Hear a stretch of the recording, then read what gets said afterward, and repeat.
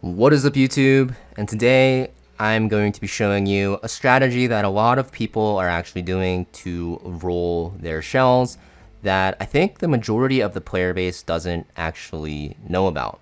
So currently with the state of the game, with how shell economy works, in the early game you're really hurting on training data, which they actually combated with the introduction of the Dream Boss Slum Boss system.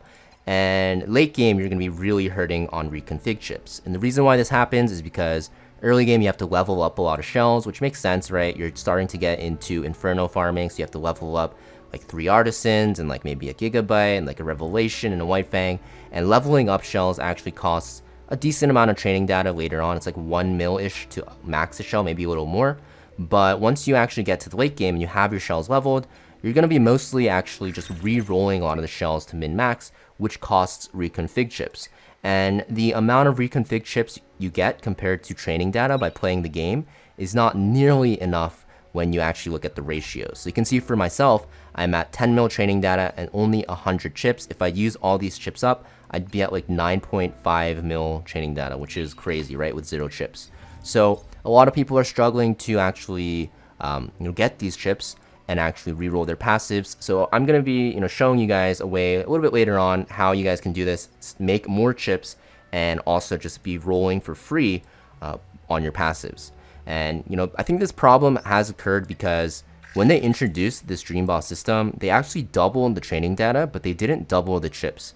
I really hope that the devs actually double the chip gain as well, because doubling just the training data, it literally only helps for like the early game, mid game players that are getting into Inferno. But once you start PvPing, like you are in hell just farming shells over and over, mostly because you are looking for chips. And it just feels really bad. Another thing I think they can do, which I'll talk about, is basically just increase the rewards for chips. Currently in like the weekly quests, you're getting 2 chips for your weekly for guilds, not guilds, unions, and you're getting like 60k training data, which isn't even nearly close enough in terms of proportions. And in the shops, there's not enough ways to buy chips. In the arena shop, you can buy data unlimitedly. In the summon arena shop, you can buy chips, but look at the cost. Who's going to spend 150 for 5 chips, right? You need to buy it 3 times for one. Where did it go? You need to buy it 3 times for 1 roll. So, I think there's tons of ways that they can fix the system, but whatever they do, they need to improve the amount of chips you get, because currently you're kind of forced to do this thing that I'm about to show you.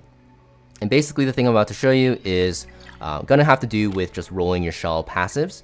So basically, if you have like a target shell that you want to look for example, Artisan is a very popular one for not just early game players for PvE, but for PvP when you start like building your Holdens, your Rahus, your Mizuki Makotos, that SR girl with the eye patch that is amazing. You're going to probably put them on Artisan for your first shell and maybe transition over to different ones as you actually progress through. But whatever you decide to put your characters on, you're just going to want to farm that boss for that shell, right?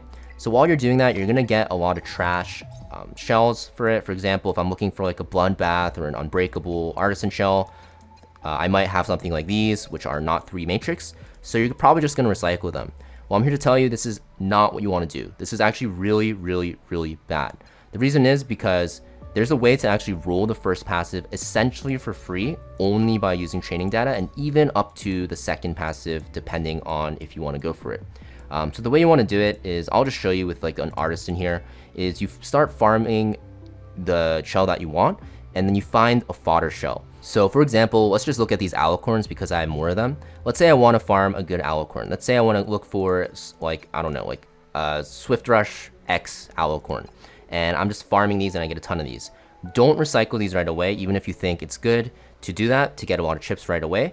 What you want to do is actually start rolling the passives on these fodder shells. So what I mean by that is you basically just choose one that you don't even plan to use and you start rolling for the passive. Now, the reason you want to do this is because for multiple reasons.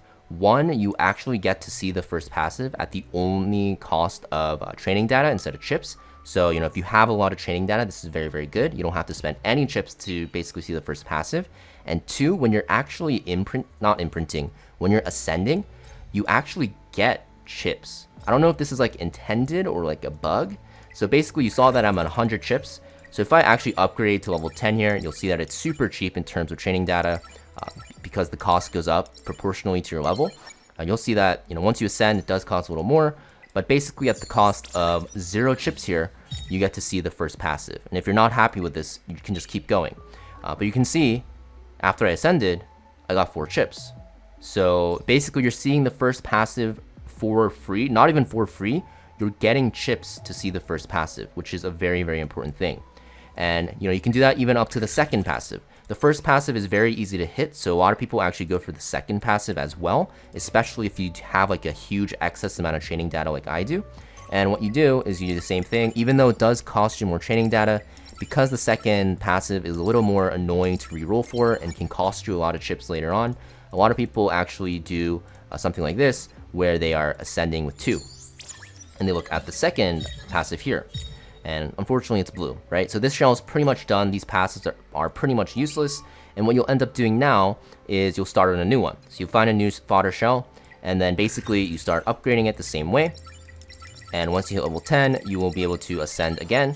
And then you start looking for the one that you previously used as your fodder shell, and you can ascend with that one. And basically you just keep going, and you'll be able to cycle your quote-unquote bad shells that you don't like the matrices for, and start looking for that good passive right away.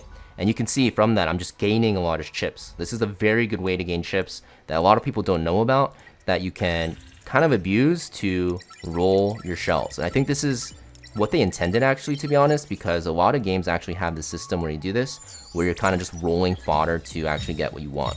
And basically, you can do it just for level 10 for the first passive, or like me, because I have so many goddamn training data in my inventory, you can go for level 2 as well. So I get F-res, that's could be a good one to save, but for me, I'm looking for something else.